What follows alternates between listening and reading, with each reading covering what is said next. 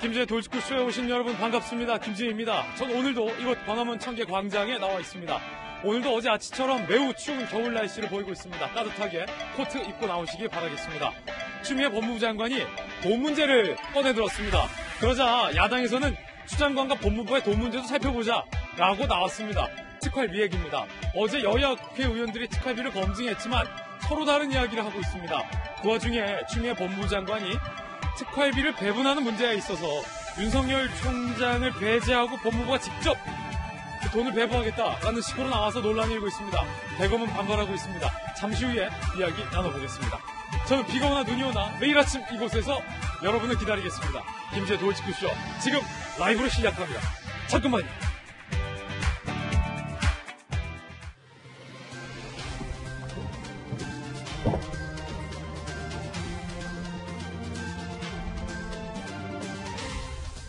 코로나19와 관련돼서 90% 이상의 효과가 있다는 코로나 백신이 개발됐다. 미국의 제약회사이자 글로벌 기업인 화이자가 밝혔습니다. 희망적인 소식인데 과연 올해 안에 이 백신이 전 세계에 공급이 될 수 있을 것일까요? 한 줄기 희망, 잠시 후에 이야기 나눠보겠습니다. 오늘 조간신문 함께 하시죠. 먼저 동아일보입니다. 화이자가 코로나 백신 90% 효과 있다. 이렇게 밝혔습니다. 이달에 긴급승인 신청할 거다라고 밝혔습니다. 4만 명 대상 3상 시험 중간 분석 결과 화이자가 90% 이상 효과를 봤다라고 밝혔고요. 바이든 당선인도 희망준 이들에게 축하를 전한다라고 화답을 했습니다. 미국과 유럽 증시가 이 백신 기대감 때문에 급등하는 일까지 어제 있었습니다. 다만 전문가들은 당분간 안정성 지켜봐야 한다라는 당부의 말도 잊지 않았습니다. 바라기는 이 화이자가 개발했다는, 그리고 러시아에서도 개발 소식 들리고 있는데 90% 이상 코로나 효과가 있다는 이 백신이 하루빨리 안정적으로 보급이 돼야 하는 문제입니다. 기대해보겠습니다. 잠시 후 이야기 나눠보죠. 다음 신문입니다. 이번엔 조선일보입니다. 퍼스트 레이디인 멜라니아도 승복을 권유했다라는 얘기가 나오고 있습니다. 부시는요, 공화당 내에서도 이번 선거는 공정하다, 결과는 분명하다 라고 깔끔하게 승복을 했습니다. 이너서클, 소위 공화당 내의 이너서클에서도 승복 목소리가 커지고 있다. 우아한 출구를 만들려 대화 중이다. 자, 우아할 수 있을까요? 그런데 영부인 멜라니아의 측근은 멜라니아가 트럼프와의 이혼 타이밍을 계산 중이다. 친아들 배런을 위해서 재산 배분 협상을 하고 있다라는 얘기도 하고 있습니다. 사실인지 여부는 본인들이 밝히지 않은 이상 명확하지 않다라는 것. 하지만 멜라니아 측근의 이야기로 미국 언론에서 보도되고 있습니다. 대통령 떨어졌다고 이혼 얘기가 나오다니 좀 서글프군요. 롬니는 선거 부정의 주장엔 근거가 없다라고 밝혔습니다. 다음 신문입니다. 이번엔 한국일보입니다. 윤석열 검찰총장이 법무연수원에서 연설을 했죠. 강의를 했죠. 신임 차장검사들을 상대로 이렇게 얘기했습니다. 검찰 개혁의 방향은 공정한 검찰, 국민의 검찰이 되어야 한다라고 입장을 밝혔습니다. 국민의 검찰, 공정한 검찰이 되어야 한다. 그게 검찰 개혁의 방향이다. 앞서서는 살아있는 권력의 수사를 멈추지 않는 것이 진짜 검찰 개혁이다라고 얘기를 했는데 정치적 비판이 거세지자 원론적인 수준에서 공정을 다시 강조했습니다.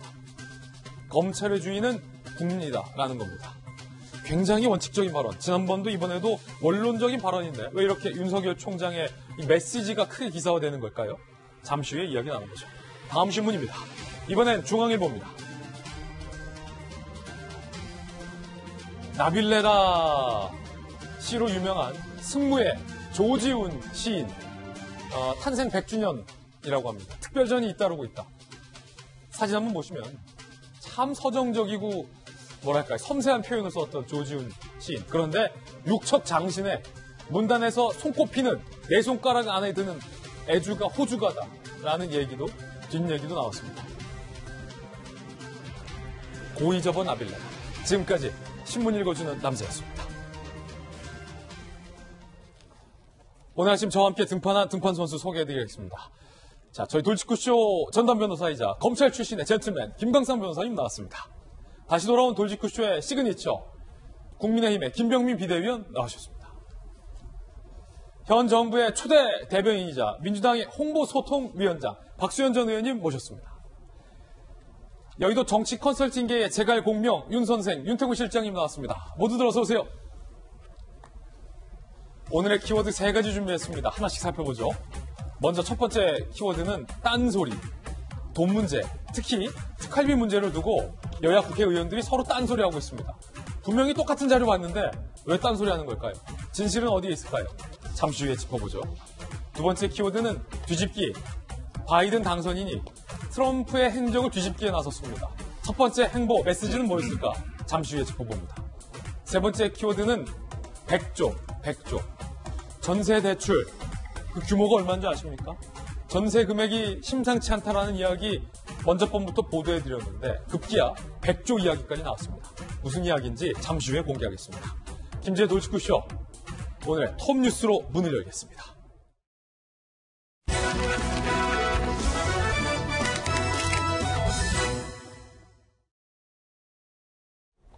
전 세계가 코로나19 바이러스라는 굉장히 어둡고 암울한 긴 터널을 지나고 있는 것 같았습니다. 한 줄기 희망만 나오기를 전 세계 국민들이 바라고 있었습니다. 한 줄기, 오늘 이 소식이 희망이 될까요? 백신 소식 나왔습니다. 톱뉴스 주제 공개합니다. 연내 백신 공급이라는 희망, 미국의 유명한 제약회사이자 글로벌 기업인 화이자에서 90% 이상 효과를 거뒀다라고 주장하며 백신 소식을 전했습니다. 함께 보시죠. 그 화이자예요. 코로나 백신 드디어 90% 효과. 미국 제약회사 화이자와 독일의 바이오엔테크가 공동 개발한 코로나 백신 임상 3상 실험에서 90%의 유효성이 입증됐다라고 발표를 한 겁니다. 90% 유효성이다 남은 것은 굉장히 일단은 이 말이 사실이라면 안정적인 수치다라고 볼 수가 있겠고요. 임상 실험 결과입니다. 코로나 증상 94명을 분석한 결과 90% 이상에서 효과가 입증됐다.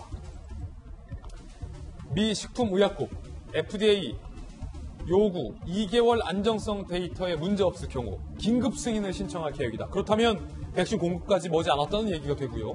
연내에 2천만 명분 생산도 가능하다라고 화이자가 밝히고 있는 그런 상황입니다.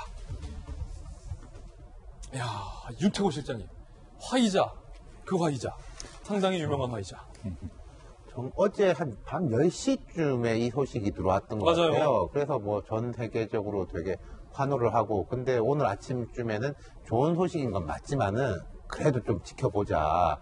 뭐 지금까지 기다렸는데 조금 더 못 기다리겠냐, 이런 분위기인 것 같습니다. 저는 약간 정치적으로 재밌는 게 미 대선 이후에 발표가 난 것. 만약에 이제 미 대선 중에 발표가 났으면은 난리 나지 않겠습니까? 트럼프 대통령 내 덕에 이렇게 됐다라는 식으로. 그럼 뭐 정무적 판단이 있었는지 없었는지는 모르겠지만은. 흥미롭군요. 이렇게 났고. 어쨌든 지금 전 세계 사람들의 마음은 다 똑같을 것 같아요. 응원하고 있는 거죠. 네. 김병 박사님. 네. 지금 뭐 신중해야 된다, 좀 더 지켜봐야 된다라는 말도 있지만 일단 분명한 것은 화이자가 발표한 게 사실이라면 94명에 대해서 임상시험을 했는데 90% 이상의 효험이 있는 것으로 드러났다라는 것이니까 한 줄기 희망이 좀 될 수 있을까요? 어떻게 보십니까? 90% 정도의 효과면 우리가 아이들한테 맞추는 홍역의 효과만큼의 수치가 나온 겁니다. 홍역 백신도 90%예요? 이게 지금 벌써 지난 7월 달에 이 백신에 대해서 임상실험을 2번을 접종했다는 건데 전체 대상자는 4만 명이 좀 넘습니다. 이 4만 명이 넘는 대상자 중에 절반에게는 백신을 투여했는데 그건 가짜 백신을 투여한 거고요. 그리고 절반에게는 진짜 백신을 투여한 겁니다. 그리고 시간이 지나서 코로나에 확진된 사람이 90명이 조금 넘는 거예요. 그 90명이 조금 넘는 사람들을 확인해 보니까 가짜 백신을 맞았던 사람들이 90%가 넘는 겁니다.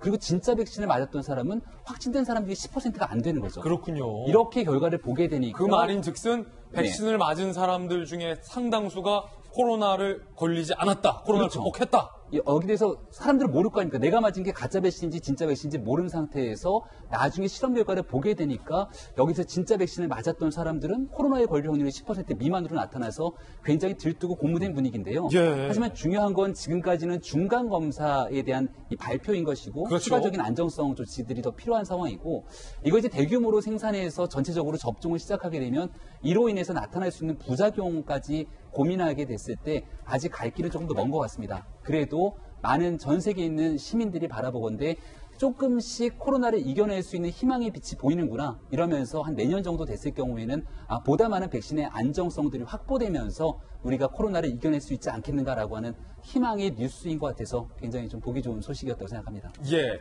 자, 이 코로나 백신 소식이 어젯밤에 알려졌는데 이렇게 많은 사람들의 관심을 받고 있는 이유 중에 하나가 유럽과 미국은 여전히 코로나가 한창이고 우리나라도 지금 지난 주말 이틀 내내 269명이 확진됐기 때문입니다. 아직 안심할 수 없는 단계이기 때문이죠. 살펴보시면 지난 주말 이틀 동안 269명이 무려 확진이 됐다. 적지 않은 숫자입니다. 거리 두기가 우리 1단계로 완화됐는데 일상 감염이 확산되고 있다라는 거고요. 국내 신규 확진자가 지난 주말 각각 143명, 126명, 100명을 넘는 숫자가 주말 7, 8 둘 다 발생을 해서 도합 269명. 일주일 하루 평균 국내 발생 확진자 수가 지난달 첫째 주에는 57명이 좀 넘었는데 지난주에는 88.7명으로 늘었다는 거예요. 그리고 5주 연속 증가 추세다. 물론 우리 정부가 당국이 굉장히 안정적으로 잘 관리는 하고 있는 것은 분명합니다. 그럼에도 불구하고 조금씩 늘고 그게 지난 주말에는 조금 뭔가 느슨해진 게 아니냐라는 좀 우려들이 나오고 있고요. 수도권 거리 두기를 1.5단계로 올려야 하나라는 문제 제기도 현재 나오고 있는 그런 상황이에요. 충남 천안과 아산 이어 닷새간 30여 명 확진 나온 강원도 원주시 어제 9일 거리 두기를 1.5단계로 격상했습니다. 원주에서 30여 명이 넘게 확진자가 나와서 원주시만 일단 1.5단계로 올린 겁니다. 경고 수준을. 박능우 장관도 1.5단계로의 격상 이야기를 시사했습니다. 들어보시죠. 현재 유행 확산세가 계속 이어진다면 수도권의 경우 거리두기 1.5단계로의 격상 기준을 충족할 위험성이 커지고 있어 정부는 긴장감을 가지고 방역 관리를 강화하고 있습니다. 거리두기 1단계 수준에서 안정적으로 유행을 억제하는 것이 코로나19의 장기 대응을 위한 최선의 전략입니다. 정부 핵심이자 박수현 홍보위원장 나오셨는데 두 가지 소식, 한 가지는 희망적인 소식, 한 가지는 좀 걱정스러운 소식. 그렇습니다. 백신 소식은 좀 희망적인 소식인데 그런데 또 하나 걱정은 우리 박능우 장관 얘기처럼 1.5단계로 지금 겨우 1단계로 나서는데 다시 격상할 수도 있다? 그렇습니다. 지금 이제 그 정부의 고민들이 여실히 보여지는 그런 지점이지요. 정부는 지난번에 이제 3단계로 되어 있는 사회적 거리두기를 5단계로 세밀화하면서 좀 국민 일상생활이나 경제에 미치는 영향을 좀 더 세밀하게 살피겠다는 뜻을 밝힌 거 아니겠습니까? 예. 그럼 나중에 이제 소규모 집단 감염들이 이렇게 지속이 되면서 사실은 사회적 거리두기 1.5, 2단계의 요건을 충족할지도 모르겠다는 걱정이 지금 있어서 예. 지금 박능우 장관의 말 속에 걱정이 다 묻어나는데 어제는 결과적으로 우리가 주말에 좀 어디 놀러 가고 싶고 이런 것들이 있고 사회적 활동들이 좀 여러 가지 그 긴장감이 떨어지면서 자꾸 이제 느슨해지는 이런 상황 속에서 우리가 조금 더 우리의 일상에 대해서 좀 긴장하고 사는 것이 또 나를 조금 양보하는 것이 결과적으로는 전체적으로 나를 코로나로부터 길게 보면 자유롭게 한다는 생각을 가지셔야 될 것 같아요. 지난 주말에 저도 제 아내와 함께 그 충청도에 있는 대청호를 한번 가보자 했더니 네. 제 아내가 무슨 소리를 하냐고 지금 그러면서 끝나셨군요. 예, 그래서 못 간 적이 있는데 아마 이런 생활을 좀 우리가 하는 것이 좀 더 장기적으로 지속 가능한 우리 일상을 보장하는 기대하는 생각을 가졌으면 좋겠고요. 그리고 화이자가 준 그 희망에 대해서 한 말씀 붙이고 싶은 것은 예. 굳이 이거를 비관적으로 제가 비판하려고 하는 것이 아니라 좀 안정적으로 좀 더 봐야 된다라는 말씀을 드리고 싶어서 그런 것인데 우선 저 발표가요. 그 연구팀이 발표한 것이 아니라 화이자라고 하는 회사에서 발표를 한 것이거든요. 좀 급할 수 있다는 것이죠. 그렇기 때문에 회사의 어떤 주가에 영향을 미치기 위한 회사의 경영적 판단 아니냐라는 비판도 있는 것이고요. 그 두 번째는 저 화이자에서 개발한 저 백신이요. 우리 지난번에 독감 백신 유통에 대해서 많은 문제가 있었잖아요. 저것이 영하 70도 이상의 극저온으로 유통이 되어야 된다는 것이에요. 그렇군요. 그렇기 때문에 저게 개발이 된다 하더라도 그 유통망, 콜드체인의 그 유통망, 냉장고 이런 것들을 일반 의원들까지 갖추려면 상당히 많은 시간이 걸릴 것이고요. 특히 전 세계적으로 보면 아프리카나 이런 곳까지 전부 다 이것이 돼야 되는데 그런 나라 이런 유통망을 갖추기가 더 힘들다는 것이죠. 그래서 어떤 희망이 돼 그런 걱정스러운 부분들도 있기 때문에 좀 차분한 마음으로 지켜보면서 우리의 그 방역, 우리 노력으로 이 방역하는 것이 최고의 백신이다라고 하는 생각을 가지고 좀 차분하게 지켜보는 게 좋겠다 이런 생각입니다. 가을 단풍이 나를 유혹할지라도 고이 접어 나빌레가 할지라도 흔들리면 안 된다. 그렇습니다. 라는 당부 말씀. 자, 그렇기 때문에 이 화이자가 발표한 이 백신에 대한 소식이 제발 사실이기를, 그리고 하루속히 우리 대한민국 국민들에게, 그리고 뭐 전 세계 코로나로 고통받고 있는 전 세계 시민들에게 공급되기를 바라는 마음일 겁니다. 엘버트 불라, 화이자의 최고 경영자의 이야기 직접 한번 준비했는데요. 들어보시죠. 90% is a game changer. 90% now you are hoping to have a tool in your war against this pandemic that could be significantly effective. We believe that we are in good situation to have up to 50 million doses this year globally. 잘 들어보시면 지금 윤태호 실장님, 이 엘버트 불라 화이자 최고 경영자가 게임 체인저라는 단어를 써요. 판도를 뒤집을 수 있는 백신이다. 여러 가지 이제 당부사항들, 우려사항들 우리 패널분들께서 주고 있기 때문에 그걸 잘 염두에 두면서 들어야겠는데 굉장히 일단은 자신 있어 하는 것 같아요. 이 백신으로 게임 체인저, 판을 바꿀 수 있다. 두 가지 숫자가 귀에 들어왔는데 이제 90%라는 숫자하고 올해 안에 5천만 도즈, 5천만 명분을 이렇게 생산할 수 있다. 올해라고 해봤자 한 달 반 남은 거잖아요. 그렇다면 우리가 이게 역단을 해보면은 이제 임상시험이 완전히 끝난 것도 아니고 또 거기서 부작용 시험 해야 될 거고 그럼 또 이제 5천만 개 만들 시간이 될 건데 화이자 내부적으로 어쨌든 되게 좀 자신만만하게 보는 것 같다. 보통 이제 저런 부분에 대해서는 오히려 약간 보수적으로 이야기하는 경우도 있거든요. 이제 빨라봐야 이제 몇 달이고 뭐 언제까지 돼야 이제 될 것 같다라고 말해놓고 그거보다 당겨지면 더 좋은 거지 않습니까? 맞습니다. 근데 저 부분은 5천만이라는 숫자가 이제 귀에 들어오네요. 굉장히 자신 있어 한다. 네. 자, 국내 이 제약 전문가, 이자 저희 돌직구쇼의 또 코로나 전문가인 고려대학교 약학대학교의 김정기 교수에게도 저희들이 자문을 해봤습니다. 직접 들어보시죠. 지금은 화이자 백신이 예방 효과가 있다 없다를 논하기에는 너무 이르다, 시기상조다. 지금 임상 3상 참가자 한 4만여 명 중에서 94명에 대한 데이터거든요. 실제로 백신을 접종 맞은 사람들 중에 그 확진자가 94명이었고 그 사람들 중에 90%는 위약군이었고 나머지 10%는 백신을 접종 맞은 사람이다 이렇게 나오고 있는데 하필이면 공교롭게 위약에 있는 사람들 위주로 감염이 일어난 건지 아니면 그게 백신의 효과인지 지금은 판단하기가 너무 어렵다. 사람 수도 아직은 너무 적다. 종합적으로 판단해서 마치 현재 최종 판단인 것처럼 판단하기에는 너무 어렵다. 이렇게는 보고 있습니다. 만약에 빨라서 연내에 긴급 승인이 된다고 해도 생산이 들어가면 순차적으로 생산을 하고 접종을 받게 되는데 전 세계인으로 공급이 될 때에는 상당한 시간이 걸릴 거다. 아마 우리나라 국민들까지 올 때는 아마 빨라야 상반기고 아니면은 한 여름쯤까지도 갈 수도 있겠다. 이렇게는 보고 있습니다. 자, 저희 돌직구쇼에서는 늘 이 돌다리도 두들겨보는 심정으로 팩트체크를 해서 보도를 해드리고 있기 때문에 김정희 교수에게 한번 자문을 해봤습니다. 일단은 백신이 안정적으로 인정받고 생산되고 공급되기까지 우리가 우리 몸을 잘 지켜야 한다라는 사실은 변함이 없는 것 같습니다. 한 가지 새롭게 바뀌는 것도 있습니다. 내일부터 중국에 갈 때는 이렇게 바뀝니다. 40만 원 내고 검사 2번 받아야 한다. 자비로. 내일부터 중국행 항공편 탑승객 국적 관계없이 코로나19 음성 확인서 2장을 의무 제출해야 된다. 2번 모두 음성이 나와야 중국으로 입국이 가능하다. 음성 확인 검사 2회 비용이 40만 원인데 이건 자가 부담이다라고 합니다. 김광삼 변호사님.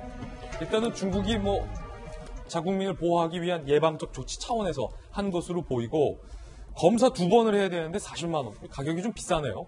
중국 근데 들어가려면. 지금 이제 중국을 들어가는 분들이 대부분 이제 비즈니스 관계인 것 그렇죠. 같아요. 그리고 인천공항을 제가 코로나 전, 중간, 이제 최근에 가봤는데 정말 비행기 뜨고 내리는 게 거의 없어요. 그 인천공항이 완전 텅텅 비어 있어요. 그래서 굉장히 좀 심각하다 볼 수 있는데, 근데 아마 지금 48시간 내에 2번 정도의 진단을 받아야 한다는 거예요. 거기서 음성이 나와야 하고 그 병원은 중국 대사관에서 지정하는 의료기관에서 검사를 받아야 한다는 거죠. 근데 이건 굉장히 중요한 시발점이라고 저는 봅니다. 왜냐하면 아예 중국을 갈 수가 없었잖아요. 예. 그런데 음성이라는 확인서를 2번에 걸쳐서 받으면 이제 중국을 갈 수 있기 때문에 아마 이런 부분들이 전 세계적으로 아마 제도가 백신이랄지 치료제가 나오기 전까지는 계속적으로 확대될 가능성이 크다고 봅니다. 그러면 사실 우리가 물론 코로나로 인해서 굉장히 이제 건강, 생명 정말 제일 중요한 거죠.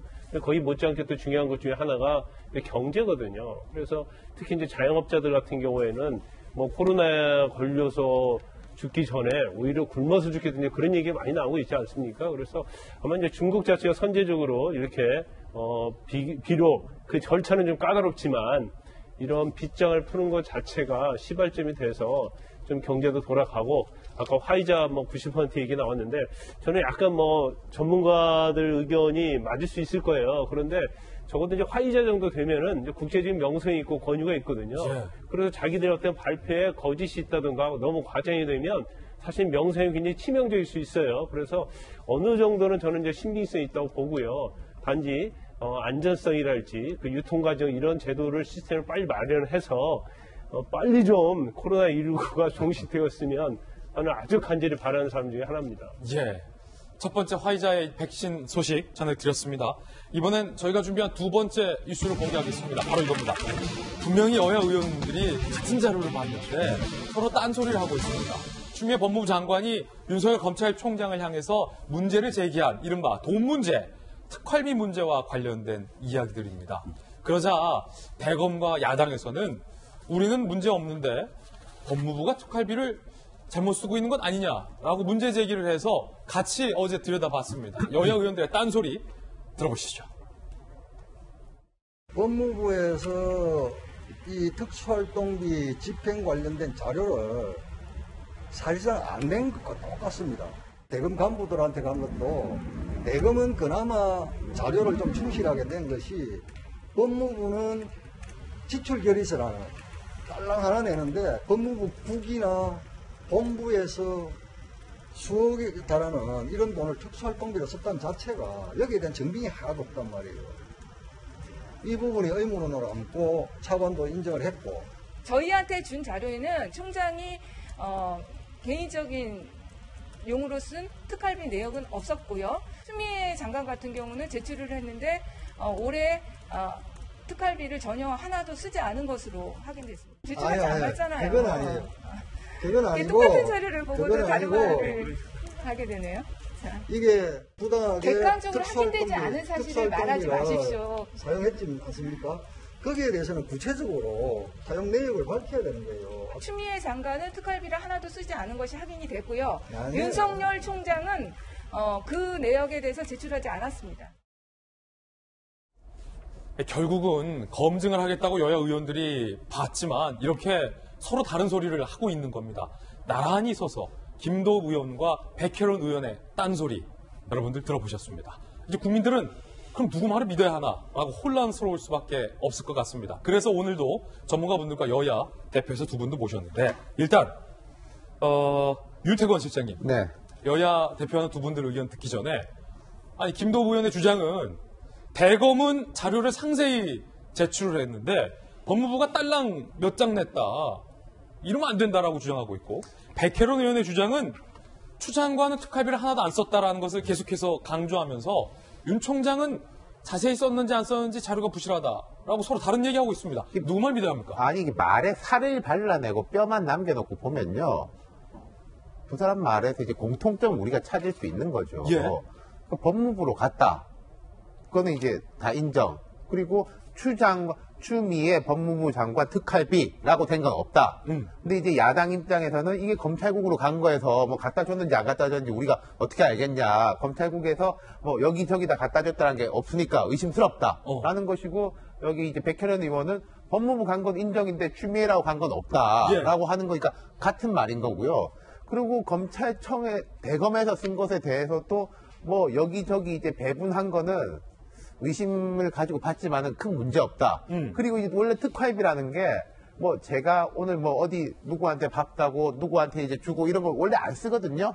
그러니까 윤석열이 내역을 안 내놓았다라는 것도 맞는 말이에요. 그러니까 이제 살을 발라내고 뼈만 보면은 뭐 같은 걸 보신 게 맞죠. 아니 그러면 국민들의 이해를 돕기 위해서 검찰 출신의 김강선 변호사님께 여쭤보고 싶은 건, 자, 문제를 제기한 사람의 문제 제기가 합당한지 여부를 늘 잊지 말고 따라가야 이 사건의 본질을 잊지 않는 건데, 문제를 제기한 분의 문제 제기는 추미애 법무부 장관이 윤석열 검찰총장이 마치 이 특활비를 주머니 돈처럼 자신의 라인을 관리하는데 마음대로 썼다라는 의혹이 있다라는 부분이거든요. 여야 의원 중에 그 부분과 관련돼서 확인된 부분이 어디 있습니까, 그럼? 제가 그 전에요, 법사위에서 특활비 뭐 조사하겠다고 할 때 제가 저럴 줄 알았어요. 아, 이럴 줄 알았어요. 네, 저럴 줄 알았죠.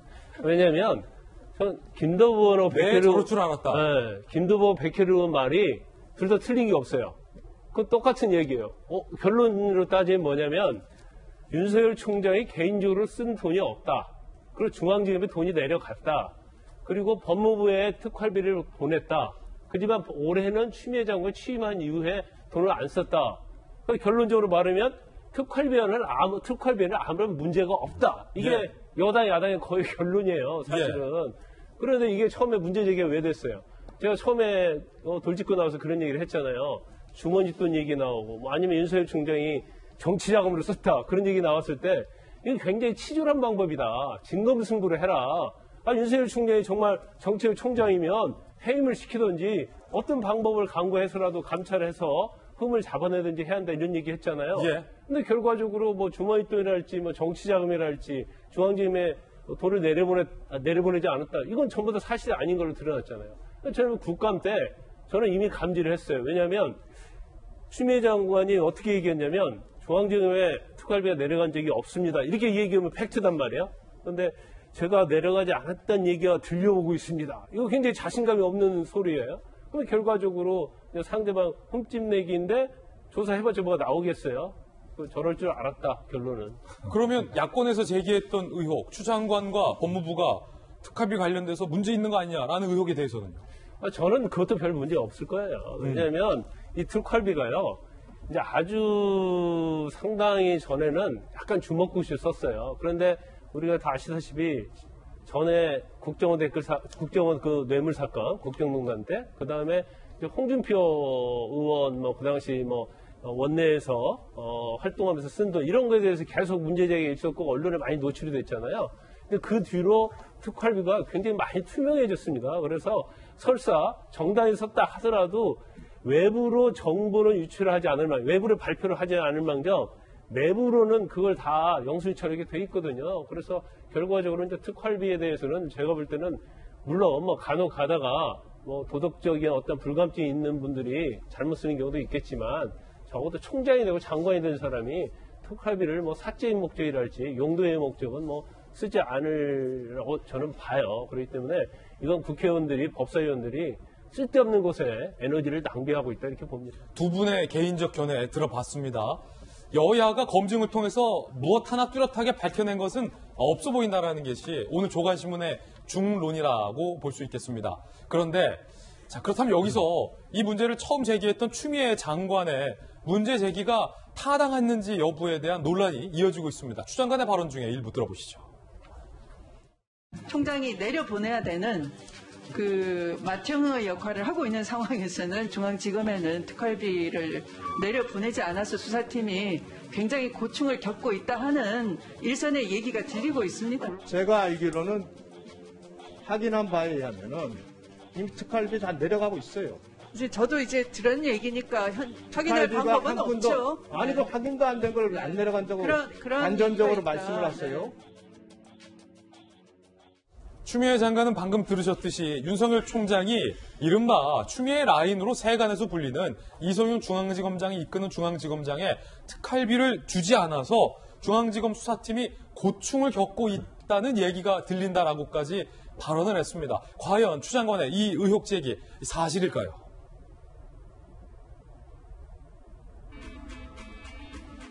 올해 법무부에 배정된 검찰의 특활비가 93억 6,700만 원이었다. 여야에 따르면. 그런데 이 중에 10억 6,100만 원, 11%는 법무부에 배정이 됐다라는 거고요. 야당에서는 수사 않는 검찰국이 편법으로 사용한다라고 문제 제기를 하고 있는 상황입니다. 여당에서는 전혀 문제가 없다라고 반박하고 있는 상황이고요. 자, 논란이 됐었던 추 장관이 방금 밝혔던 중앙지검의 윤 총장이 내려보내지 않아서 특활비를 수사팀이 고충을 겪고 있다라고 발언했던 그 부분. 알고 봤더니 추 장관의 발언은 사실이 아닌 것으로 보도되고 있습니다. 중앙지검에도 특활비 줬다. 2018년에 16.6%, 2019년에 18.6%, 2020년 10월 현재도 14.4%, 법무부보다 더 많이 줬다. 중앙지검에 라고 보도가 되고 있는 상황입니다. 아니 박수현 의원님, 예. 추미애 장관이 이 사실 확인 안 하고 그럼 국회의원들에게 이른바 지른 겁니까? 일단 그 추미애 장관의 발언을 보면 그 상황을 한번 상정해 보자고요.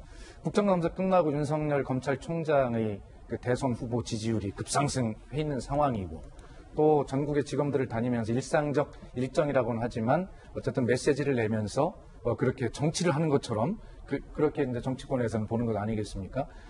근데 그런 상황에서 이 특활비라고 하는 것을 공정하지 않게 그렇게 자기 측근들에게 사용하면 결과적으로 이것이 정치 자금화되는 것 아니냐라고 하는 그런 의문을 정치권에서는 이제 뭐 제기를 한 것인데, 그 근거가 추미애 장관 말씀을 들어보면 어디서 들으신 것 같아요.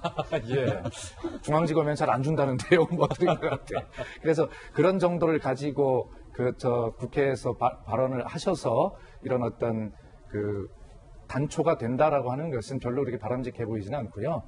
우리 김광삼 변호사님 말씀대로 저도 네, 그럴 줄 알았다. 딱 이렇게 예상을 하고 있었어요. 네, 그럴 줄 알았다. 네, 그렇습니다. 그것은 이 중에서 아마 특활비를 써본 사람은 저밖에 없을 거라고 생각이 듭니다. 그러네요. 그렇습니다. 예. 그런데 이 특활비를 쓰면서 늘 이제 그 부처에서는 해주는 말이 별로 없어요. 다만 뭐라고 하냐면, 예, 뭐 적절히 쓰시고요. 예, 그리고 다만 하나 주의하실 거는 그 직원들에게 최종적으로 현금이 직원들이 호주머니로 도달하지 않도록, 다시 말해서 그 월급을 좀 보완하는 성격으로 쓰이지 않도록 그렇게 좀 될 수 있으면 목적에 맞게 써라, 이런 정도인데, 어차피 영수증 내는 것도 아니고 뭐 저희 가서 어떻게 제대로 썼는지 얼마를 썼는지 이런 것들이 밝혀질 일이 아닌데 이렇게 된 것은 결과적으로 해프닝으로 끝날 것이고요. 다만 하나 꼭 말씀드리고 싶은 것은 이런 와중에서 이 특활비의 어떤 제도에 대해서 우리가 개선해야 된다라고 하는 사회적 교훈의 시점으로 삼아야 한다는 생각이 들고요. 예. 국민들께서 믿으실지는 모르겠지만 국회에 대한 신뢰가 워낙 떨어지기 때문에, 국회는 그런데 놀랍게도 이 특활비를 90% 이상 완전히 다 폐지했어요. 문희상 국회의장 시절에. 그래서 상임위원장들에게 주던 그 특활비 이런 거 다 없어지고요. 그래서 국회가 모범을 보였는데, 모처럼 모범을 보인 것인데, 차제에 이런 기관에 이 깜깜이 돈, 이 특활비, 이 제도 개선을 우리가 여기서 논의를 해봐야 그나마 이렇게 서로 국민께 어떤 좀 불편한 마음을 드린 이런 것에 대해서 정치권이 좀 제 역할을 하는 것이 아닌가. 이번 기회에 특활비 제대로 한번 돌아보고 제도 개선해야 합니다. 예. 자, 그런데 야당에서는요, 김병 박사님, 추미애 장관, 법무부 장관의 문제 제기가 발언에 신중치 못함에 대해서 비판하는 목소리가 나오고 있는데 무슨 내용입니까? 야당 입장에서는 일단 추미애 장관이 발언했던 부분들 속에서의 팩트가 완전히 다른 내용들이 있지 않습니까? 의용 뭐 상당 부분 이제 말씀을 드리겠습니다만은, 제일 중요한 건 조금 전에 박수현 대변인께서 굉장히 중요한 얘기를 해줬습니다. 이 특활비에 대해서 이번 기회를 계기로 이 법무부 검찰 내에서 제대로 쓰이고 있는 것을 확인해보자라는 말씀을 주셨는데, 이 내용이 어제 오늘 나온 얘기가 아니라 문재인 정부 들어서 그 돈봉투 만찬이라고 하는 사건 다들 기억나실 겁니다. 그 당시에 법무부 검찰국에 배정돼 있던 특수활동비를 바탕으로 특수 사건에 대해서 이 내용들의 검사에게 돈 봉투를 지급하면서 만찬했다는 이유로 한번 일파만파 세상이 시끄러웠던 적이 있고 그 다음부터 법무부와 검찰 내에서도 특활비 제대로 사용하겠다 이렇게 얘기를 한 적이 있었거든요. 근데 그리고 나서도 지금 내용에 대한 사실관계를 확인해 보니까 법무부 검찰국에 그대로 특활비가 배정이 된 겁니다. 근데 법무부 검찰국 같은 경우는 실질적인 수사나 정보를 담당하는 곳이 아니기 때문에 이곳에 특수활동비가 쓰일 하등의 이유가 없다는 것이 그 당시에도 지적됐던 내용인데 그게 버젓이 쓰이고 있다 그러면 추미애 장관이 윤석열 총장을 향해서 겨냥했던 특수활동비 문제가 결국은 법무부 검찰국 내부를 향할 수 있는 것이고요. 두 번째, 추미애 장관은 나는 쓴 적이 없다고 하는데 전 장관에 대해서는 말을 좀 아꼈습니다. 그럼 전 장관은 박상기 장관 그리고 조국 장관 아니겠습니까? 그럼 전 법무부 장관의 특수활동비 어떻게 썼는지 이 문제에 대해서 이제 또 야당이 살펴볼 수 있는 것이고요. 일선 수사를 하고 있는 데에다가 특수활동비를 선택적으로 지급한다 그러면 법무부 검찰국 내에서 이러한 사건에 대해서 관여하고 오히려 이 특수활동비를 뭔가 수사 상황에 대해서 연결고리로 쓰는 것 아니냐 이런 의구심을 배제할 수가 없는 거죠. 추미애 장관이 결국 정무적인 판단을 하게 됐다라는 생각이 드는데 과거의 평창 동계올림픽에서 추미애 장관이 봤을 때는 포털에 댓글 문제가 있으니까 이거 반드시 밝혀라 했지만 나중에 자꾸 보니까 드루킹 그리고 김경수 지사였잖아요. 이번에도 저는 추미애 장관의 진심을 믿습니다. 특수활동비 깨끗하게 쓰여야지 라고 문제를 제기했는데 막상 윤 총장을 향해서 제기했던 문제가 까서 보니까 법무부 내에 있는 문제일 수도 있고 상황이 어디로 튈지 모르는 문제이기 때문에 과연 추미애 장관이 제기했던 이 판단이 어디로 최종적인 귀결이 되게 될지는 앞으로 더 국회 내에서 꼼꼼히 따져봐야 될 것 같습니다. 추미애 장관의 의혹 제기는 상당수 사실이 아닌 것으로 특히 중앙지검과 관련된 부분은 드러나고 있는데요. 추 장관이 여기에 그치지 않고 한 가지를 더 이야기를 했습니다. 검찰의 특활비 배정에서 총장을 소위 배제하겠다라는 겁니다. 검찰 특활비 배정도 총장 배제, 내년부터 검찰총장을 배제하고 검찰 특활비를 법무부가 직접 일선 대검과 검찰청에 배정하라라고 지시를 했습니다. 인사권과 수사권에 이어서 특활비 예산, 돈 배정 권한까지 추 장관이 윤 총장의 권한을 이른바 박탈, 소위 하게 됐다는 분석인데요. 저건 좀 문제가 될 것 같아요. 물론 뭐 추미애, 윤석열 저 두 사람이 천년만년 법무부 장관하고 검찰총장 자리에 있지는 않겠지만은 지금 현재 법무부에서 대검에다가 배정을 하면 대검이 알아서 이제 쓰는 거지 않습니까? 근데 이게 일반 예산하고 달라가지고 김광선 변호사님 잘 아시지만 특활비는 말하자면 수사 보조 비용의 성격이에요. 그럼 지금 현재 중앙지검에서는 이런 사건들이 있으니까 많이 필요하다. 그럼 뭐 대전지검에서는 이러한 게 있으니까 지금 이달에는 좀 더 필요하다라는 식 수사 상황을 보고서 대검이 배정을 하는 건데 법무부는 검찰 사무에 대한 지휘 감독을 총괄을 하는 것이고 수사에 대해서는 검찰총장을 통해서만 개별 사건을 지휘를 하는 것이고 전체 이 검찰청에서 이게 잘 되고 있는지 못 되고 있는지는 알 필요가 없고 알 수도 없거든요. 근데 특활비 배정을 법무부가 하려고 하면은 근거가 있어야 되는 거 아닙니까? 그 근거라는 게 각 지방 검찰청과 일선의 수사 상황을 받을 수밖에 없는 거죠. 이건 그래서 좀 쉽지가 않을 거다. 추 장관 말처럼 되겠냐.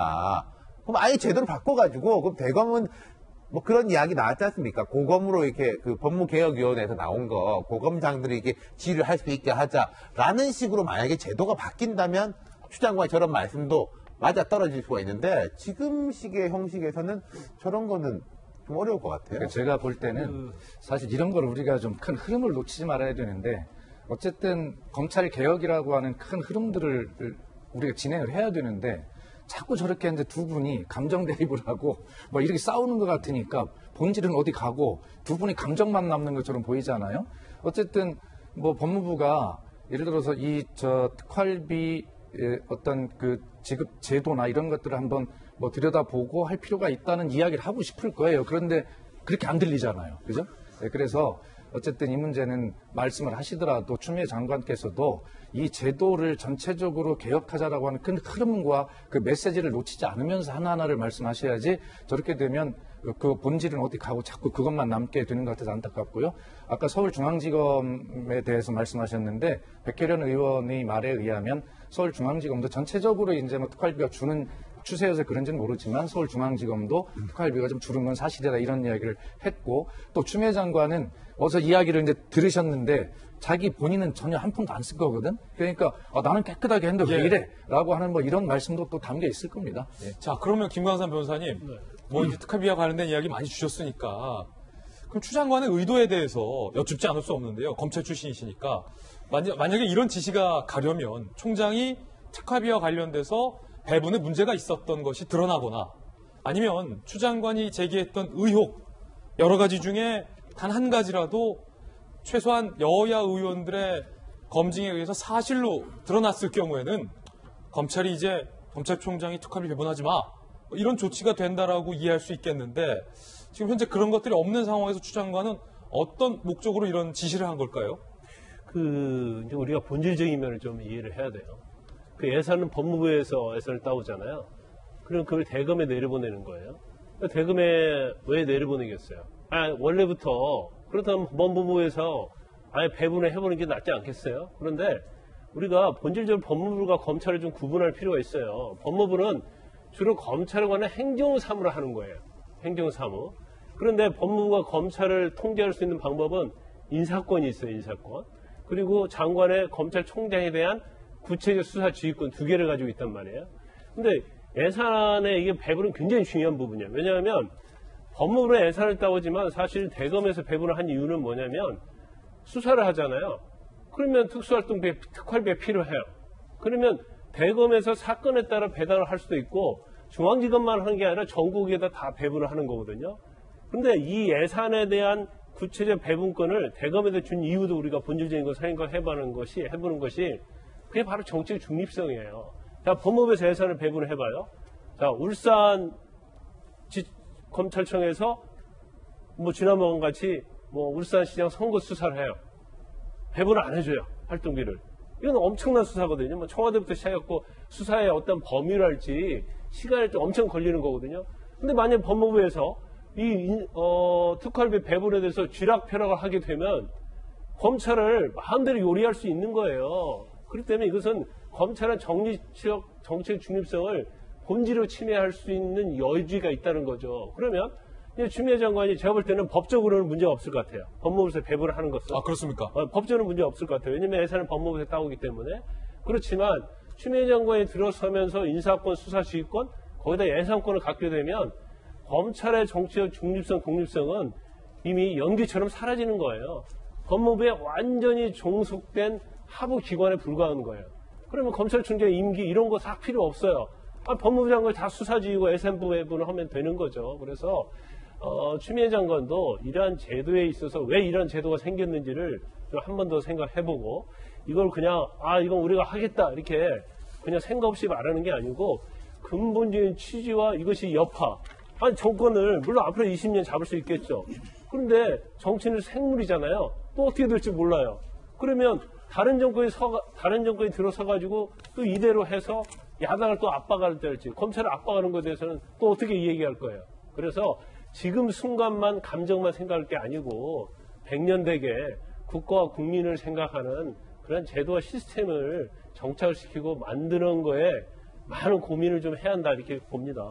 예, 김광삼 변호사님 검찰 출신의 개인적 견해였고요. 이에 대해서 법무부는 원칙적으로 일선 청에 특활비를 배분하는 권한은 원칙적으로 법무부에 있다라고 입장을 밝히고 있다라는 부분도 함께 말씀을 드리겠습니다. 자, 그런가 하면 법무부가 감찰 규정을 또 개정하겠다고 나섰습니다. 그런데 이게 논란입니다. 어떻게 보십니까? 윤석열이 표적이다라는 조간신문들 몇몇의 분석도 있고요. 법무부는 감찰 징계 절차를 간소화하겠다. 감찰위 자문 생략 개정하겠다. 법무부 감찰 규정 제4조에 보면 중요사항 감찰에 대해서 법무부 감찰위원회의 자문을 받아야 한다. 해서 누군가를 감찰할 때 법무부가 감찰위원회 자문을 받아야 한다가 아니라 받을 수 있다. 임의 규정으로 완화를 하겠다라는 내용인데요. 이렇게 된다면 총장에 관련된 감찰도 법무장관이 마음을 먹으면 감찰위의 자문 없이 징계 결정까지 가능해진다는 분석이 나오고 있고요. 오늘 중앙일보는 법무부 관계자의 말을 인용하고 있습니다. 4단계 절차가 과중에 대검에서도 개선을 요구해왔고 그에 따라서 개정한 것이다라는 법무부 측의 입장 보고 계시고요. 대검의 한 간부는 한겨레신문에 따르면 개정된 시점이 추 장관 감찰 지시한 직후라서 윤 총장을 겨냥한 조처라는 지적이 나올 수밖에 없다라는 인터뷰가 오늘 한겨레신문에도 보도가 되고 있습니다. 한 현직 검사의 인터뷰는 중앙일보에 보도되고 있는데 이번 규정 개정은 윤 총장을 표적으로 한 게 명백하다라고도 보도가 되고 있는 그런 상황입니다. 애초에 윤태호 씨. 저렇게 복잡해진 이유가요. 윤석열 검사 때문인 것도 있어요. 최동욱 전 총장에 대해 가지고 황교안 당시 법무부 장관이 감찰 지시를 하니까 최동욱 총장이 그냥 사퇴를 하고 나가버렸죠. 윤석열 검사는 그 댓글 조사할 때 행정, 항명 뭐 이런 걸로 또 걸어가지고 감찰을 받았었습니다. 그러니까 그러고 나서 이제 법조 개혁하고 탄핵 이후에 이제 많은 이제 개혁 조치를 하면서 법무부 장관이 마음대로 검사들 이렇게 감찰을 고리를 걸어가지고 괴롭히지 못하게 해야 된다라고 해서 이제 외부 자문 절차를 이렇게 강화시켜 놓은 건데 이게 참 모르겠네요. 그러니까 이 정부에서 늘렸던 거를 다시 이게 줄이는 게 맞는 건지. 그러니까 이게 저는 그렇게 생각하셨으면 좋겠어요. 윤석열이라는 이름을 지우고 다른 아까 이제 박지원 대변인도 말씀하셨지만은 다른 이제 검찰 개혁 뭐 다른 사람이 있을 때도 이걸 하면은 맞는 것인지 좋은 것인지로 판단을 해보셨으면 좋겠어요. 그런데 이게 제가 박수현 대변인 대통령령을 확인해 보지는 않았지만 지금 법무부나 그 설명도 이런 측면도 있어요. 그래서 대통령령에는 감찰자문위원회의 그 자문을 받아야 한다. 또 받을 수 있다. 임의 규정으로 거기는 돼 있는데 여기는 강제 규정으로 돼 있잖아요. 그렇기 때문에 대통령령과 이 지금 감찰 규정 이것을 두 개를 일치시키기 위해서 이번에 임의 규정으로 바꿨다는데 왜 하필이면 이때냐 이거죠. 하필이면 이때냐. 그렇습니다. 하필이면 이때. 그래서 무엇을 해도 윤석열만 나오는 거예요. 그래서 어쨌든 지금 우리 윤태원 실장님도 저도 말씀을 드렸습니다만 뭐 어떤 다른 의도를 가지고 무엇을 했다라는 뭐 감시도 좋지만 결과적으로 해야 할 일을 하는 것인데 자꾸 이런 것들이 이제 뭐 정치만 남고 정쟁만 남으니까 이런 것인데 그런 본질도 다 꼭 잊지 말자는 말씀을 다시 한번 꼭 드리고 싶어요. 대통령령은 제가 한번 확인해 보겠습니다. 네. 자, 그런가 하면 이제 예산 배정 권한, 특활비 권한도 박탈당할 위기, 거기에 감찰 절차까지도 간소화되게 됐다. 윤석열 총장이 법무연수원에 또다시 방문을 했습니다. 이번에 신임 차장검사, 승진한 신임 차장검사에게 강의를 하기 위해서입니다. 그런데 그 승진한 차장검사 목록에는 이른바 독직 폭행 혐의로 기소가 된 정진웅 신임 차장검사도 포함이 되어 있는데요. 정진웅 신임 차장검사는 윤 총장의 강의를 들었을까요? 잠시 후에 물어보겠습니다. 영상 보시죠. 자, 지금 법무연수원에 두 번째로 윤석열 총장이 방문을 했습니다. 지난번에는 신임 부장검사들을 상대로 강의를 했고요.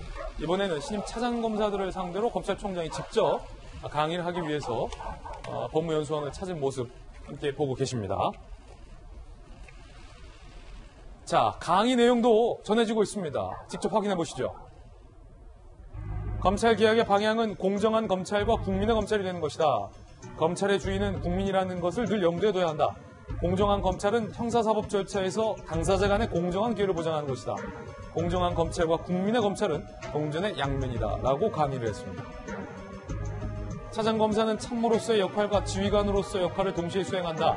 상하간 완충 기능을 담당한다. 설득 능력이 가장 중요한데 여기에 원칙과 인내가 필수 요소다. 라고 강의를 했습니다. 원칙적인 강의들을 한 것으로 보이고요. 자, 그런데 독직 폭행 혐의로 기소된 정진웅 차장검사는 강의에 불참을 했다라고도 보도가 되고 있습니다. 검찰 출신이시니까 김건선 변호사님. 네. 정진웅 차장검사는 왜 안 들어갔는지도 좀 궁금하고 총장의 강의 내용에 대해서는 또 어떻게 보십니까? 근데 차장검사 교육이잖아요. 사실 이제 교육을 빠지면 안 돼요. 그러면 저 시간에 정진웅 차장검사는 어디에 있을까요? 모르겠어요. 법무연수원 내에 있을 겁니다. 아, 그래요? 예. 왜냐하면 연수를 근데 하루만 받는 게 아니고 일정한 기간을 받거든요. 아, 그렇습니까? 15일이면 15일, 일주일, 뭐 요즘은 차장검사 교육 며칠 받는지 모르겠어요. 그러면 그 교육 시간 1시간 동안에 1시간 했는지 2시간 했는지 모르겠는데 아마 자기 방에 있는지 예. 아마 기숙사도 있을 거예요. 그 부분은 저희가 지금 지금 취재가 안 되고 있는 부분이라 좀 확인을 좀 해봐야 될 것 같고요. 그래서 아직은 좀 단정할 수는 없을 것 같아요. 근데 사실 이제 교육이니까 교육에 참여를 해야 하는 거죠. 그래서 교육에 참여를 해야 하는데 더군다나 이제 본인 자체가 굉장히 정당하게 생각을 한다고 하면 저런 교육은 반드시 참석을 해야 하고 우리가요 차장이나 이제 부장 교육 아니 평검사 교육도 마찬가지야. 연수원에서 연수원 있으면서 빠지지 말아야 할 교육이 검찰총장, 장관 강의할 때예요. 왜냐면 이건 높은 사람이 강의하기 때문에 체크를 또 확실히 하거든요. 출석 체크. 특이한다. 누가 왔나 안 왔나. 그래서 이제 간혹 가다가 이제 차장인데 자기가 근무비에 급한 일이 생겼어요. 그러면 내가 급한 일이 있어서 내려가서 수사지휘를 해야 한다. 근데 그런 경우도 사실은 총장이 모시니까 이건 빠지면 안 됩니다. 일단 강의는 듣고 가세요. 이제 그렇게 대부분 그렇게 그러거든요. 근데 아마 더군다나 검찰 수장의 강의에 빠졌다는 것은 이제 정준훈 차장하고 총장하고 아주 그냥 불편한 관계이기 때문에 오히려 강의를 듣고 있는 것보다는 안 듣는 게 낫겠다고. 총장 입장에서도 모르죠. 제가 이 얘기를 하고 있는데 저 앞에 별로 불편한 사람이 강의 듣고 있으면 총장 자체도 굉장히 불편할 수 있지 않을까 싶습니다. 그래서 더군다나 이 총장의 강의 내용의 핵심이 공정한 검찰, 국민의 검찰, 그리고 아까 설득력이 중요하다는 얘기를 또 했어요. 그 강의 때. 그래서 폭행하지 말고 설득을 해서 유심칩도 좀 압수를 하고 그러한 어떠한 약간의 암시의 말이 될 수 있기 때문에 정준훈 차장검사가 좀 참석에는 굉장히 좀 불편하지 않았나 싶습니다. 정준훈 차장검사가 왜 총장의 강의에 불참했는지 여부는 저희들이 좀 정확하게 취재를 한 연후에 다시 한번 확인을 해서 보도를 해드리겠고요. 아직은 정 차장검사가 김관삼 변호사님 말씀 주신 것처럼 정말로 총장이 불편해서 안 나왔는지 여부 그리고 법무연수원에 있는데 총장 강의를 안 들었는지 여부는 좀 확인할 수 없다라는 말씀 드리도록 하겠습니다. 이번에 저희가 준비한 다음 이슈입니다. 미국의 대선 결과와 관련돼서 들려오는 뒷이야기들 분석해보겠습니다. 바이든 당선인이 트럼프 대통령의 흔적을 지우기, 뒤집기에 시동을 걸었다라는 이야기로 시작해보겠습니다. 바이든 당선인의 첫 행보는 코로나 잡기였습니다. 좀 이따 봐. 김관섭 변호사님 좀 이따 뵙고요. 조 바이든 당선인 대통령직 인수위원회를 통해서 4대 우선 과제를 제시했습니다. 코로나19 국보, 경제 회복, 인종문제 해결, 기후변화 대응 이 4가지였는데요. 제일 처음이 코로나19 극복입니다. ABT라는 얘기가 나와요. Anything but 트럼프. 트럼프가 한 것 빼고는 다 한다. 트럼프만 아니면 돼. 뭐 이런 뜻입니다. 양상이다. ABT다. 정책 1순위가 코로나. 제일 먼저 한 당부가 마스크 쓰세요였습니다. 마스크 쓰세요. 트럼프 대통령이 마스크 잘 안 썼잖아요. 대중들을 향해서 연설을 할 때도 심지어 코로나19에 걸렸다가 퇴원을 했을 때도 마스크 시원하게 벗은 모습 등등이 연상되는 마스크 제대로 쓰세요. 드라이브 스루 검사소 2배 확정 등등을 내세웠습니다. 바이든 당선인의 ABT, Anything but 트럼프, 트럼프의 행보 지우기와 관련된 발언, 마스크 쓰세요. 직접 들어보시죠. Single most effective thing we can do to stop the spread of COVID is wear a mask. We can save tens of thousands of lives if everyone would just wear a mask for the next few months. So please, I implore you, wear a mask. 자, 신범철 한국 국가전략연구원 외교안보센터장 나오셨는데요. 바이든 당선인이 wear a mask 이랬어요. 마스크 흔들면서. 이게 트럼프 대통령을 의식한 조치라는 해석도 나오고 있는데 신 박사님께서 보시기에는 어떻습니까? 뭐 두 가지 측면이 다 있습니다. 정치적으로는 트럼프 대통령과 대비되는 거죠. 트럼프 대통령은 자신이 마스크를 쓰지 않고 자기가 강한 남자다. 이런 부분을 선거 때 계속해서 강조했지만 정작 코로나 확진에 걸렸고 지금 이제 바이든 당선인의 입장에서는 정치적 문제를 떠나서라도 지금 너무 미국 내에서 코로나가 확산돼서 이제 확진자가 1,000만 명을 돌파했고 사망자도 24만 명에 달한다고 합니다. 그러니까 국민의 안전을 위해서 마스크를 써라 이런 이야기를 하고 있다고 봅니다. 자 코로나를 막기 위한 효과적 방법은 마스크. 제발 부탁한다. 그럼 트럼프 대통령 그 시각, 비슷한 시각, 어떤 모습으로 언론에 포착이 됐을까요? 함께 보시죠. 자, 연신 본인의 차량에서 엄지척 지지자들 향해서 하고 있는 모습이고요. 환하게 웃으면서 마스크 안 쓰고 있어요. 쌍따봉이라고 하죠. 양손 썸업이라고 영어로 하는데 양손 모두 다 썸업을 하고 있고요. 포착된 사진도 최고다, 굿! 나는 괜찮다! 라는 입모양, 굿! 모양 같아요. 김원철 박사님, 저 입모양 굿 맞습니까? 예, 입모양 비슷한 것 같습니다. 어떤 심리일까요? 지금 무슨 생각일까요? 트럼프 대통령의 지금 심리적인 상황은 자기가 강하게 보이고 여유 있어 보인다. 그래서 사실 선거 결과와 무관하게 자기가 대통령이라는 것을 강조하고 싶은 것 같습니다. 그런 표현에서 저렇게 좀 과장된 행보를 하는 것 같은데, 뭐 예전에도 일단 트럼프 대통령의 몸짓은 있는 사실보다 좀 과장돼 왔기 때문에 아무튼 절대 지금 밀리지 않겠다는 심리가 반영된 것으로 보입니다. 혹시 신 박사님 그 사이에 트럼프 대통령이 선거 결과에 대해서 승복을 하거나 패배를 인정하거나 했습니까? 없습니다. 아마 당분간은 계속해서 소송한다고 밀어붙일 것 같고요. 예. 바이든 측에서도 그거는 알면서 자기들의 뭐 인수위 준비 추진해 나가고 있는 것 같습니다. 난감한 건 바이든 당선인입니다. 인수위를 꾸렸는데 인수위를 운영하려면 국가 자금이 들어와야 인수위를 운영할 수 있는데 트럼프 대통령이 임명한 분이 고간 열쇠를 꾹 쥐고 있어서 돈을 안 주고 있다는 얘기가 들리고 있습니다. 난감한 바이든 인수위. 트럼프가 뽑은 총무청장이 바이든 인수위에 자금 지원을 현재 거부하고 있다는 보도가 나오고 있고요. 미국 대통령직 인수법 내용에 따르면 연방 총무청, 조달청인데 당선인 직무 인수인계에 필요한 인적, 물적 자원을 지원해야 한다라고 되어 있습니다. 총무청이 활동 허가를 내줘야 인수위가, 예산이 있어야 조직이 돌아가는 거 아니겠습니까? 연방 총무청장인 에밀리 머피는요, 아직 대선 결과 확정 안 됐다라며 대통령 당선인 지원 서류에 사인을 안 해주고 있다라는 보도가 나오고 있고요. 총무위 인수위 지원 팀장은요, 지난 6일 동료들에게 당선이 확정될 때까지 바이든 측 사람들이랑은 만나지 말라. 인수위 작업 시간표도 밝히지 않은 그런 상황이라고 합니다. 자, 신본철 박사님, 일단 좀 인수위는 돌아갈 수 있도록 협조를 해줄 줄 바이든 당선인 측에서는 알았었던 것 같은데 좀 난감해하고 있다고요? 예, 바이든 행정부 준비를 해야 될 거 아니에요. 남은 기간이 갈수록 줄어들고 있는데, 그런데 트럼프 대통령이 자기가 대통령이고 선거에 승리했다고 억지 주장을 하는데, 에밀리 머피 같은 경우에는 트럼프 대통령이 임명했는데 아직까지는 트럼프 대통령에게 충성을 다하고 있는 것 같아요. 그러다 보니까 자기를 임명한 사람의 말을 따르고 있는데, 지금 바이든 측에서는 그럼에도 불구하고 TF 출범시키고 계속해서 인수위 조직을 만들어 나가는 것 같습니다. 나중에 비용 같은 것은 정산을 해도 되니까, 그럼에도 불구하고 적시에 사무실이라든가 이런 것을 지원받아가지고 제대로 활동을 해야 되는데 그 부분에 상당히 차질이 있을 것으로 보이고요. 예. 그렇기 때문에 1월 20일 날 바이든 행정부가 출범한다고 하더라도 사전 준비는 원활하지 못할 가능성이 높다. 사실은 60일 정도의 인수위 기간은 매우 짧은 기간이거든요.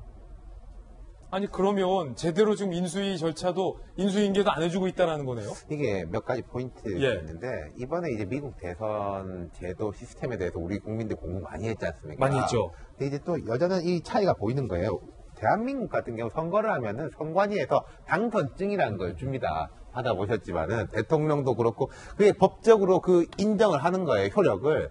근데 미국은 중앙선관위 같은 게 없어요. 그리고 당선증도 없기 때문에 이 조달청에서 예산을 배정함으로 인해서 정부가 그걸 인정하는 게 되거든요. 그게 돈을 주는 것도 있지만은 당선인으로서 법적 인정이 되기 때문에 예. 배정이 된다. 사실 거꾸로죠. 이 돈을 줬기 때문에 우리가 인정한 거다라는 게 되고, 신 박사님 말씀하신 것처럼 돈이야 문제겠습니까? 빌려줄 사람도 많을 거고, 블룸버그 같은 사람은 자기가 돈 내놓을 거예요. 하지만 정부 예산을 우리가 받았기 때문에 이걸 공적 그렇군요. 업무를 시작하는 거다. 예컨대 인수위에서 다른 정부 부처 사람들 불러가지고 브리핑도 듣고 이런 걸 할 수가 있는데, 이런 식으로 하면은 그걸 못하게 될 거예요, 아마. 국무부라든지 이런 데서 우리가 보고받고 싶다라고 하면은 그 국무부 입장에서는 할 근거가 없는 거죠. 그 와중에 트럼프 대통령은 국방장관을 전격 경질했습니다. 그러니까 현직 대통령으로서의 생보를 계속 보이고 있는데 특히 국방장관이랑은 사이가 많이 안 좋았는데 그것도 트위터로 국방장관 경질 소식을 발표했습니다. 마크 에스퍼는 해임됐다. 그간의 직무 수행에 감사한다. 해임 이유에 대해서도 언급을 안 했다. 지난 6월 에스퍼 미 국방장관이 인종차별 반대 시위에 군을 투입하라라는 트럼프의 주장을 공개 반대한 바 있기 때문에 그리고 작게 지금 써 있는데 백악관에서 꾸준히 국방장관은 마스크를 착용해 왔다라고 합니다. 아니 마스크 썼다고 경질하지 않았을 거고. 마스크는 아닐 것 같고 트럼프 대통령의 충성을 다하지 않는다 이렇게 믿었을 거예요. 지금 미국의 국방장관은요 역대로 전임자도 마찬가지고 매티스 국방장관도 트럼프 대통령이 부당한 지시를 하면요 그것을 거부해요. 나름대로 이 국방부의 그 어떻게 보면은 필요성 그리고 미국의 국가 안보 차원에서 중요한 결정은 국방부 고유의 목소리를 내면서 대통령의 부당한 어떻게 보면 지시를 거부해왔다는 거죠. 그렇기 때문에 계속해서 해임을 해왔어요.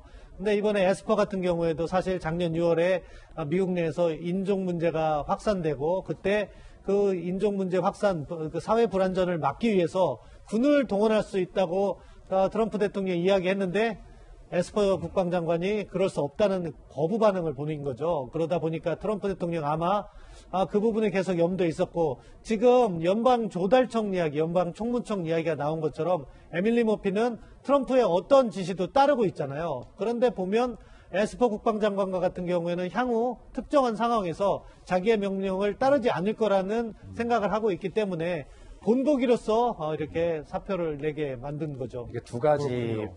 복합 요소가 있다 저는 이렇게 생각하는데 우선 트럼프 대통령은 내가 아직 미국의 대통령이다라고 하는 걸 확실하게 보여주는 것이죠. 뭐 장관 경질하고 예, 인사권 가지고 있다는 걸 보여주고요. 그 다음에 또 하나는 뭐 이건 뭐 과도한 추측인가는 모르겠습니다만 만약에 불복을 하고요. 그랬을 때 군을 투입해서 대통령을 강제 퇴거시킬 수 있다라고 하는 이야기도 언론에 나오잖아요. 그럴 때 자기 말을 안 듣는 저 국방부 장관을 데리고 있으면 굉장히 불리하다라고 생각을 막 그런저런 요소들을 트럼프 대통령은 다 계산하지 않았을까 이런 생각을 하고요.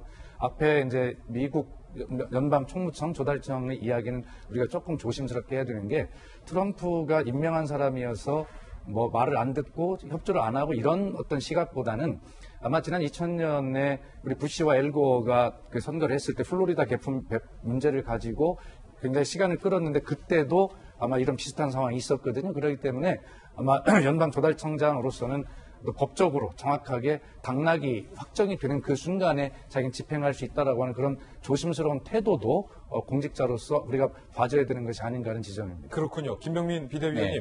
비상대책위원이잖아요. 네. 미국도 어떻게 보면 상당히 비상대책이 필요한 상황인데 네. 지금 얘기 들리는 얘기가 공화당 내에서의 뭐 부시 전 대통령 같은 경우는 네. 선거에 승복을 하는 성명을 발표하기도 했고 참모들도 아름다운 퇴장을 권유해야 된다라는 얘기도 나오고 있고 뭐 물론 두 아들과 변호사는 계속 소송을 해야 한다라는 뭐 입장을 호칭하고 있는 것도 전해지고 있는데 문제는 트럼프 대통령이 여전히 여유로운 모습이에요. 아까 우리가 이 표현 봤지만 굿. 지금 이틀째 골프 치고 트위터하고 국방부 장관 경질하고 그러니까 언제까지 이게 계속될 거냐라는 문제거든요. 트럼프 대통령이 보여지는 모습이 전부 다가 아닌 것은 참모들의 표현이라든지 여러 차례 내용들을 통해서 나타나지 않았습니까? 코로나에 확진되고 나서도 굉장히 자신감 있게 나는 건강하다라고 얘기했지만 실제 내부에서 들여나왔던 얘기 중에 하나는 트럼프 대통령이 너무 겁을 먹었다. 뭐 이런 얘기들까지 나오고 있었던 상황이었죠. 그러니까 지금 현재 트럼프 대통령 입장에서는 겉으로는 태연한 척 그리고 각종 소송 등을 통해서 내가 옳았다는 것들을 증명하고 싶겠지만 사실 트럼프 대통령 퇴임 이후에 기다리고 있는 수많은 소송전들을 생각한다면 퇴임 이후에 그냥 조용히 집에 가는 것이 아니라 자칫 잘못하면 감옥에 가게 될지도 모르는 역사상 초유의 일이 일어날 수도 있거든요. 그러니까 트럼프 대통령이 할 수 있는 수단과 방법을 가리지 않고 본인의 마지막을 생각하기 위해서 가고 있는 것 같은데 트럼프 대통령 본인의 생각과 주변의 생각들이 좀 다른 것 같습니다. 벌써부터 가족들까지도 나서서 트럼프 대통령과 전혀 다른 모습을 보이고 있고요. 공화당 같은 경우는 애당초의 특정 주지사 같은 경우는 선거 때 나는 바이든을 찍었다 이렇게 얘기하기도 하고 지금 조지 부시 대통령이 얘기하고 있듯이 선거에 특별한 문제는 없었는데 라고 하고 깨끗이 승복하게 되는 이 미국의 전통과 역사를 얘기하고 있는 것이죠.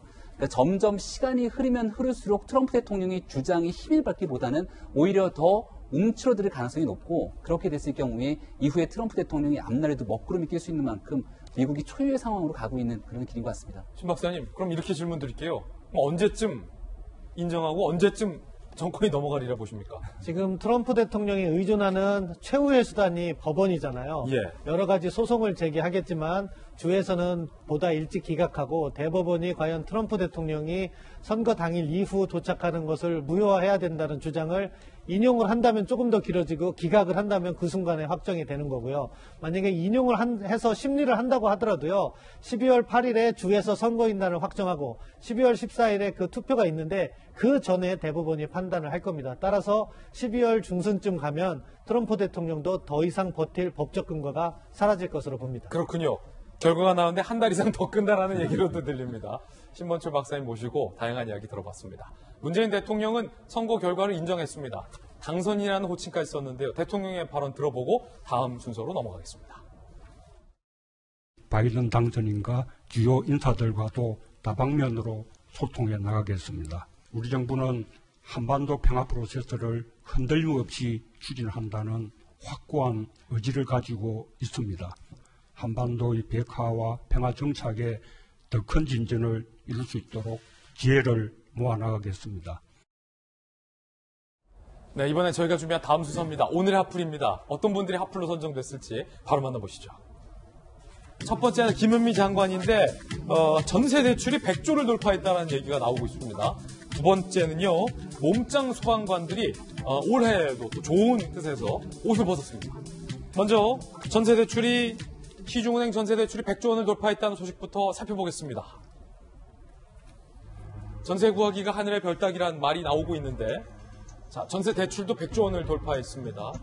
2020년 1월 때부터 점점 오르기 시작하더니 2020년 지금 10월에 101조 6,828억 원. 그러니까 전세를 구하기 위해서 대출을 받은 금액이 이렇게 많아졌다는 얘기는 무엇을 반영하느냐면 여러 가지 의미가 있습니다만 그 중에 하나가 전세값이 그만큼 많이 올랐다라는 것을 가장 크게 반영해주는 데이터입니다. 그러니까 전세 대출이 100조 원을 돌파했다는 것은 그만큼 전세값이 많이 오르고 있다. 전세난을 의미한다라고 해석이 될 수 있습니다.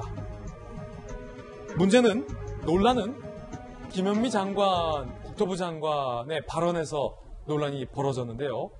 이렇게 전세난이 있는 것이 김현미 장관은 임대차 3법, 즉 정부 여당이 추진했던 법 때문이라고 볼 수는 없다라고 주장을 했습니다. 들어보시죠.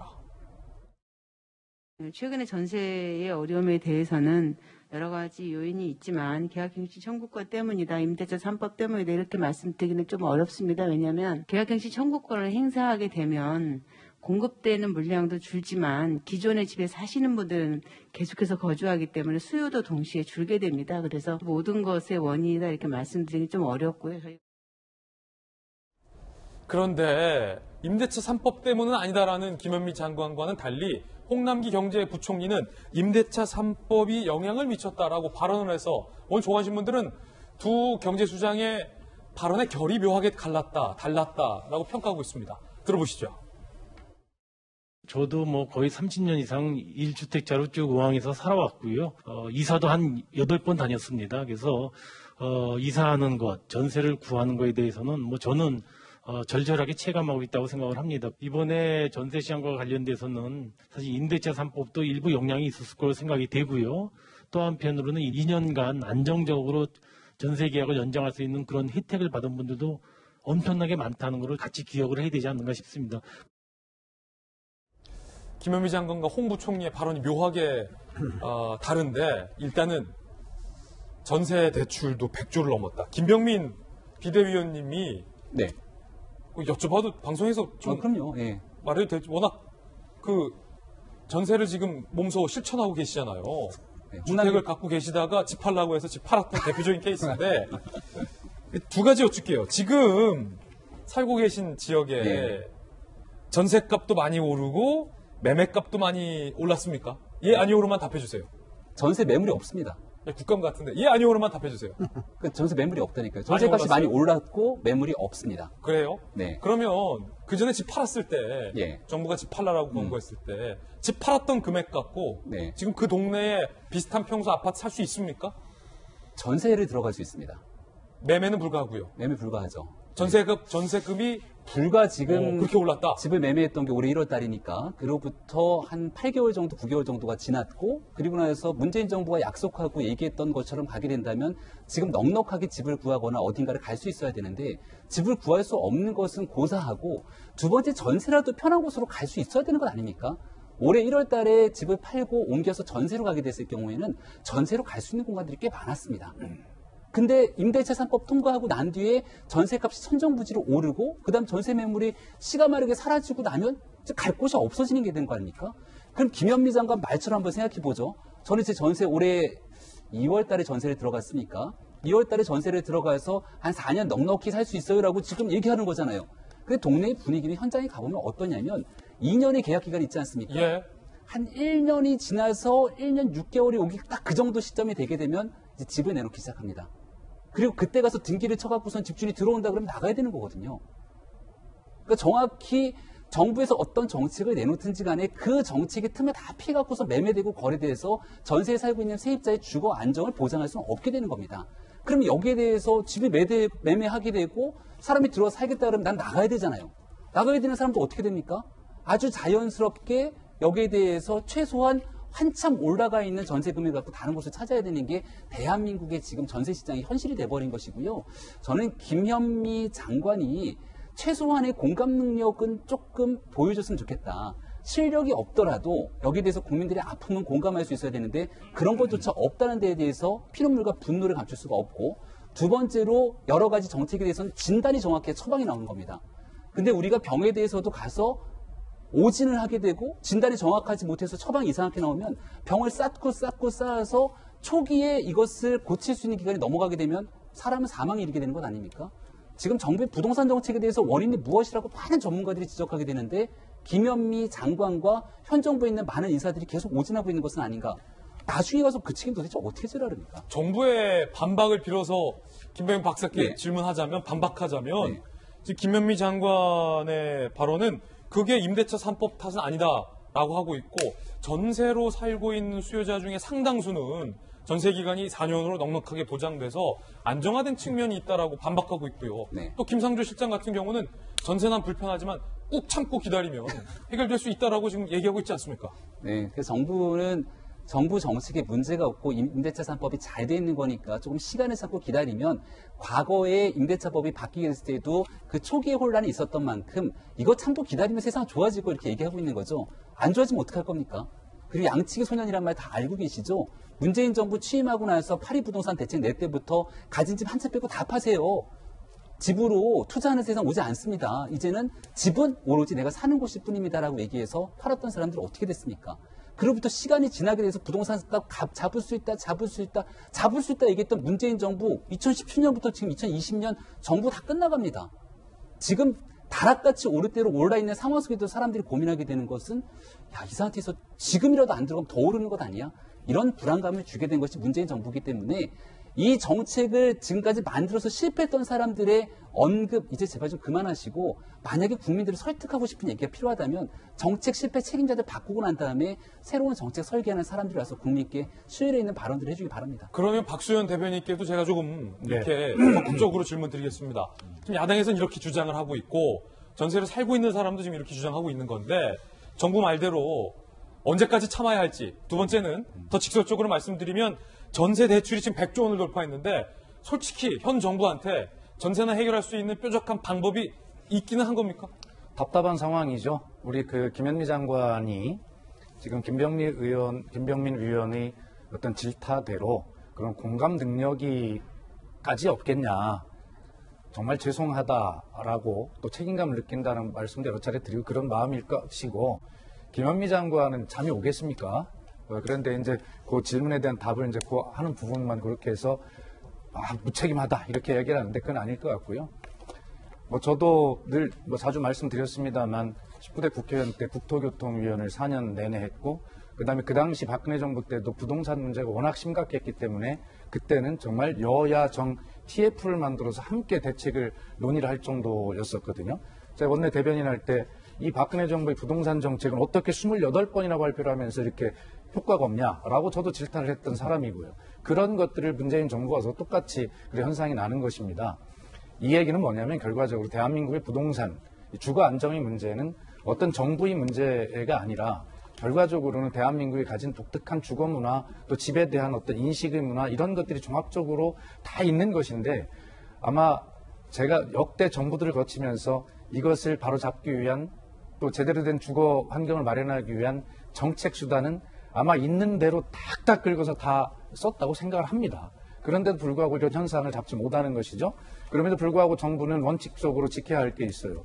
우선 무주택 실소유자를 어떻게 집을 갖게 할 것이냐라는 이 원칙, 그 다음에 그런 것을 공급을 통해서 확대하자라고 하는 전통적 관념이 있는데 최근에 보면 이 서울시를 중심으로 다행스럽게 주택 정책의 변화가 나타나고 있는 것을 보면 서울주택도시공사, SH 등을 중심으로 이 생애 맞춤형 주택, 아주 굉장히 세밀하게 새로운 시대에 맞는 그런 주택들을 공급하는 아이디어들을 많이 내고 있고 실제로 한 8만 호 정도 이제 공급을 할 계획들을 발표하고 있는데 아마 어쨌든 뭐 저도 무책임할지 모르겠습니다만 이 부동산 임대차 3법이라고 하는 것은 오랫동안 국회에서 여야 간에 논의를 하고 최종적으로 이것만 되면 그래도 해결될 거다라고 하는 최고의 정책이라고 그렇게 판단이 받아왔던 건데 아직 그 효과를 못 내고 있으니 국민이 불안하시고 불편한 건 맞습니다.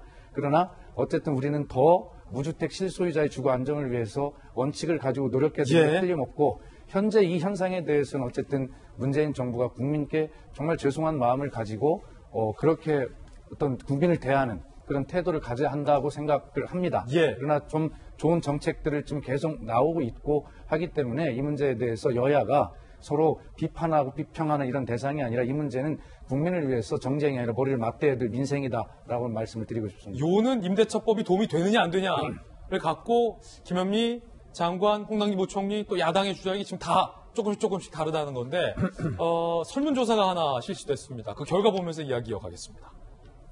임대차 3법이 도움되냐? 전재살이 10명 중에 7명은 임대차법이 도움 안 된다라고 답을 했다는 거예요.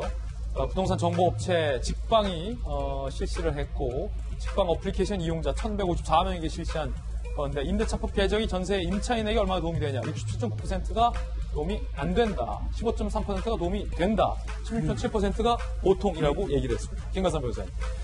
근데 김현미 장관은 이제 저 워딩만 띄어서 보면 굉장히 현실과 동떨어진 얘기라고 말할 수밖에 없어요. 왜냐면 이렇게 우리가 상식적으로 생각하면 되잖아요. 자, 임대차 3법이 제정되기 이전과 이후를 나눠보면 될 거 아니에요. 그 제정 전에 전세가 씨가 말랐습니까? 전세 안 말랐잖아요. 그 다음에 전세값이 공공행진했나요? 안 했잖아요. 근데 3법이 생긴 다음부터 전세가 씨가 마르고 전세값이 올라간 거잖아요. 그래서 저는 그냥 상식적으로 생각해보면 좀 명백한 이야기인데 이제 장관이 좀 다른 얘기를 하는 거에 대해서 좀 안타깝게 생각을 하고 있고요.